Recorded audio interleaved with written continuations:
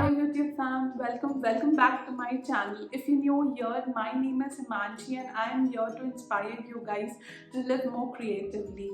Hit the subscribe button for videos every single week on DIY home decor and macrame. In my today's video, I am going to share two projects with you, and these are really fun ones because it's been quite some time now that I've been planning this project. If you guys are following me on Instagram, I've been regularly updating about decor ideas, how I plant, how I germinate seeds, and recently I've also posted a few short videos about macrame patterns. So please do follow me. In case if you guys are, please follow on my Instagram channel for regular updates.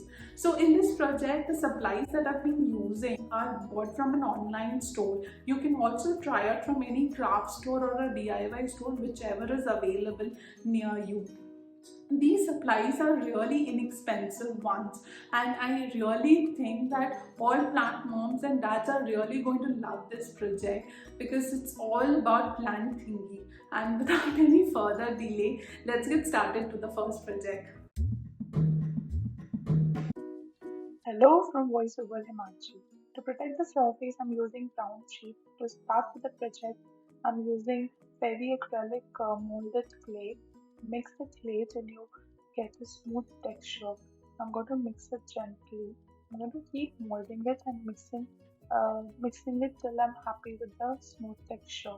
Now I will sprinkle some powder for the surface before flattening the clay. To flatten the clay, I'm going to use rolling pin. You will see some bubbles on the clay. Just flatten it with your beautiful fingers. Here I'm using basic materials for cutting the clay. I will give a rectangular shape. You can give any shape, but for this project I'm using a rectangular shape, and at the end it will look like a chat box. Now I'm going to make a shape using a ruler. That at the end it will help me giving a cutting shape as well. So it's going to be like a cutter for me. So it's a nice shape that I'll get. So smoothly just do it. Don't do it in a quick way. Just softly do it and remove the extra clay that is around the shape. So you can use any cutter, but here I'm using a sharp pointer cutter over here, which helps me to remove the edges of it. You can use, as I said, you can use any cutters you wish. So same way I'm going to prepare another shape of the similar shape. So again I'm going to use a ruler and remove the extra clays from around it.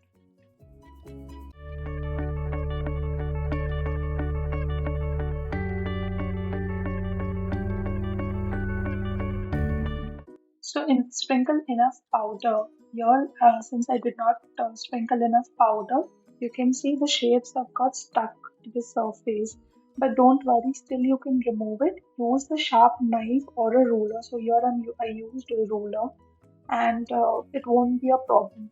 Now I'm going to keep this aside and create rest of the shapes.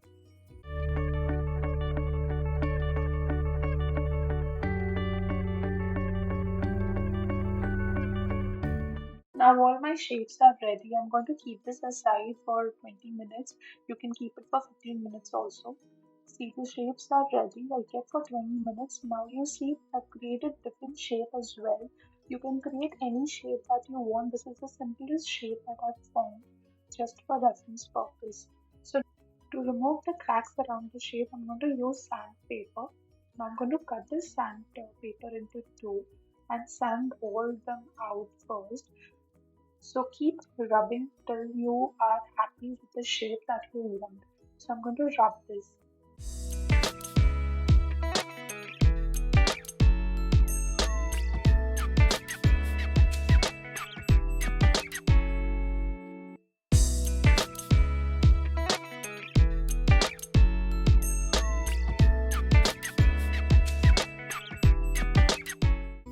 This is how it looks. So the shape has been formed, but I'm still not happy because I can still see there are some cracks. So I'm going to again rub this a little bit.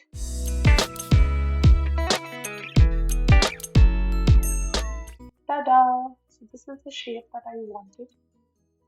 Now I'm going to sand the rest of it. Now I'm done with sanding all of the shapes. So I'm going to start painting this. So I'm using Fevicryl white color, and I'm using S69 paintbrush, Camlin paintbrush. You can use any brush that you wish. So I'm going to paint this on both the sides of the garden marker. So all my garden markers are ready now. So I'm going to keep this aside.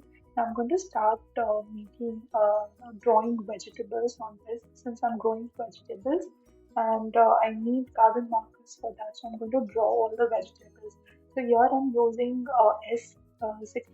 S68 Camlin paintbrush. You can use any brush that you wish, and I'm using Crimson Lake color to make tomato on top of these garden markers, which is going to be like a marker for me.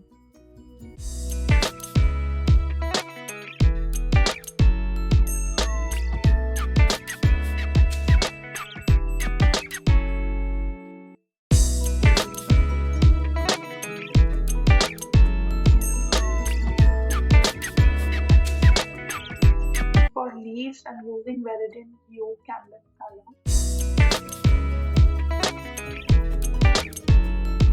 And since I do not have brown watercolor, I'm using brown terracotta chalk paint just for the stem, which is not required, but just to create an aesthetic look. So I'm using a Sharpie pen marker to name this garden marker. So tomato, I'm going to name it, and now see, it's ready. It's looking amazing. I'm going to keep this garden marker aside and create rest of the vegetables on this garden marker. Now I'm here using Veridin Hue to draw chilies. Same way I'm going to use these colors to create rest of the vegetables. So here these vegetables that I'm creating, now I'm going to name them all. So here I'm naming it capsicum. Now I'm going to name them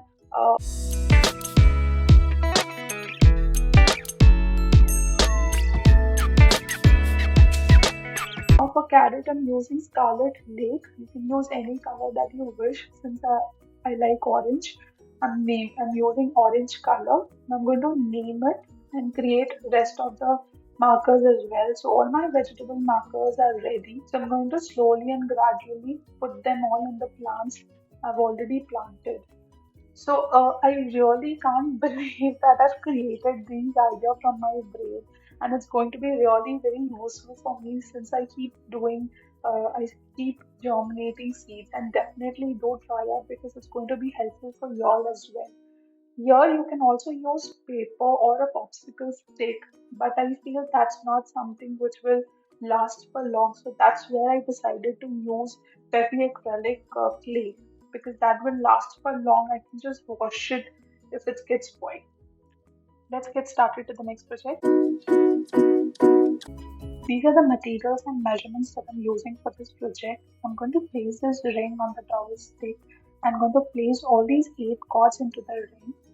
I'm sure you guys are familiar with this, but still I'm just showing you how to place these cords into this ring.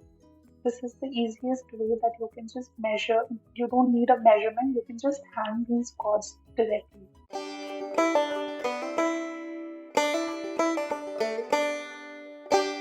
Press 6 cords into it, and now these 8 cords have been placed onto this ring.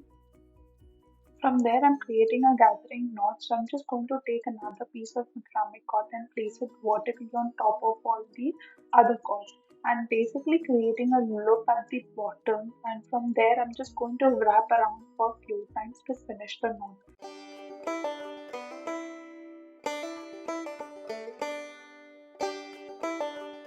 So I'm going to be taking the end of the cord. I'm just going to feed it into the loop and pull it super tightly together.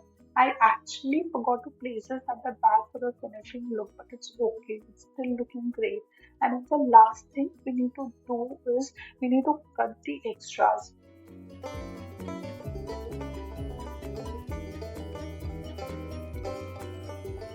I'm using this gorgeous looking mustard color macrame macrame cord. So I'm going to take the bottom of this macrame cord to secure it with the masking tape so that it doesn't get spoiled while we are working on this project. So I'm going to start with a square knot. So it's going to be like I'm going to use this alternatively. So I'm taking 4 cords initially and I'm going to use the square knot. So I'm going to roll this yellow mustard color around those 4 cords and start with the first square knot. The cords are not in a proper shape, so just roll it slowly and then again you can start with the square knot.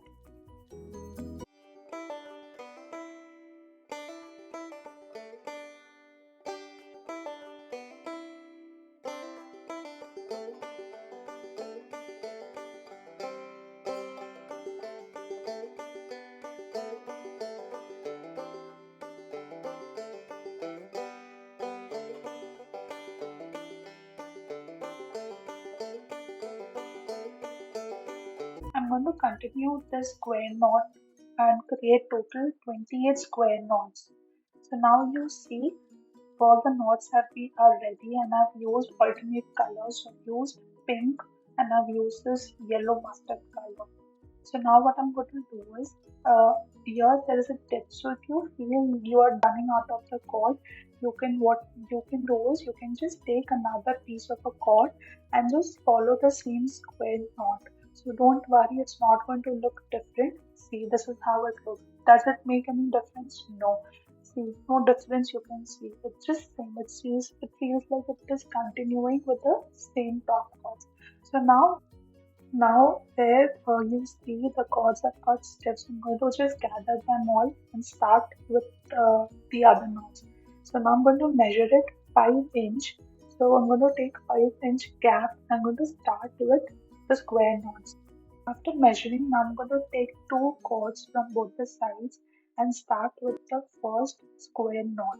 So I'm going to take these 4 cords and start with the first square knot, and I'm going to continue this for all the circle cords. I'm going to take this for all the round circle.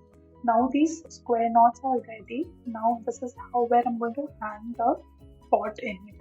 So the same way, see, now it has come correctly. Now the same way we have to go down, take 5 inch gap. Same measurement will be done for the rest of the cord.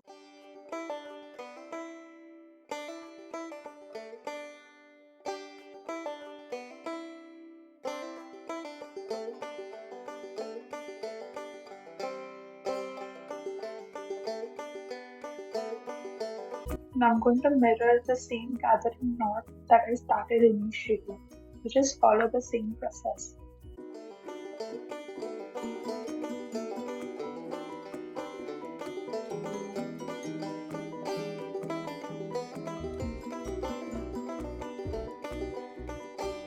And the last thing we need to do is cut the bottom extra cords to finish the plant hanger. I really loved how it turned out, and it's just the cutest little plant hanger, and I've used fun pop-up colors which will fit in any kind of background of your home. I cannot even begin to tell you guys how much I love this project. It really challenged me initially, but this is a great color twist on a typical plant hangers. You can totally customize this with whatever colors you have it according to your preference. So those were the projects. It was so much fun. I hope you guys enjoyed with me today. I would love to know your comments down below. Which one was your favorite? And please make sure that you give big thumbs up to this video and tag me on my Instagram channel if you would like to create this. So that's really it for today's video, and thanks for watching and hanging out with me today. Stay inspired, and I'll see you in my next video. Bye.